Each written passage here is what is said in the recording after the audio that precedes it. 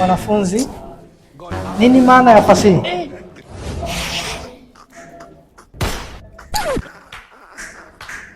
Mbona wamenyosha hujanyosha, shida nini?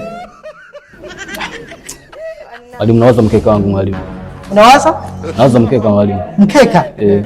Simba nimewekea kwa Azam mwalimu. Simba umembetea? Nimembetea, nimewekea ashinde kwa Azam. Kwa Azam? Nimeweka hela yote, yani nimeagizwa hela alafu nimempa Simba yote, nimepatia Simba yote. Umempa Simba ashinde? Nimempa ashinde. Kweli? Kweli kabisa mwalimu. Yani hela yote ambayo nilikuwa nimeagizwa, hela yote nimembetea Simba. Kote nakaa na kufundisha.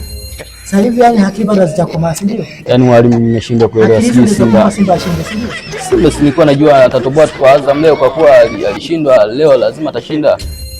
Sasa wewe dogo, sikupiki eti una simu na una beti.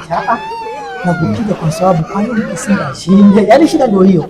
Mimi nilikuwa najua hata akili yako ambayo mimi nakufundisha unabaki nawaza ujinga. Mimi nilikuwa na imani Simba atashinda tu mwalimu. Maana sio critical thinking. Yaani sijui shida nini.